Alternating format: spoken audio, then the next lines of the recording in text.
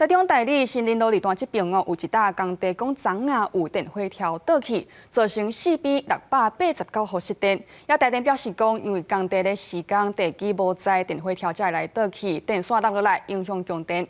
也抢修到早起10点外，电价拢总恢复正常。那台中台北北投基岩路嘛有电火条倒去，敢若是讲因为这几天咧落雨、土木加水，地无够用，才会安尼生。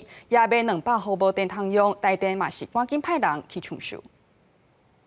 监视器翕到车辆来来去去的市区，这个工地边仔的电火条啊，轻倒去，电线落伫咧车路顶悬，车辆无法度过。而到暗头啊，台中大理新仁路2段这个工地边仔的电火条啊，轻倒去。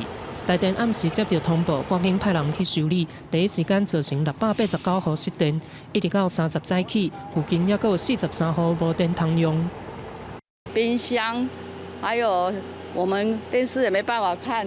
对啊，现在打不开啊。我们现在就没有电了，好像10几分钟前又被停电了。林先生讲，徛过铁门无电无法度开，只好先踮厝内。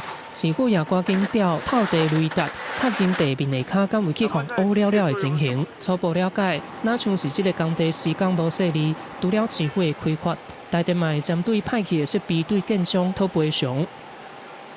为依建筑法68条规定罚18000，并为依施工计划书执行罚9000。针对这个建商，造成我们这个损害部分，我们跟他求偿。台北市北投区基岩路嘛有电火条倒去，倒去了后倒伫咧路中，嘛有影响到路树。消防随通知台电甲电切断，里长表示，可能是因为这几天拢咧落雨，造成土石拢松去。今天的倒塌，它造成了我们当地周边的住户啊，将近快200户停电这样子。气象方面，气象署指出，30除了南部、华东地区，也有中部山区会有局部落雨情形，其他的地区拢是多云的天气。不过后礼拜2，阁有另外一批方面的到位。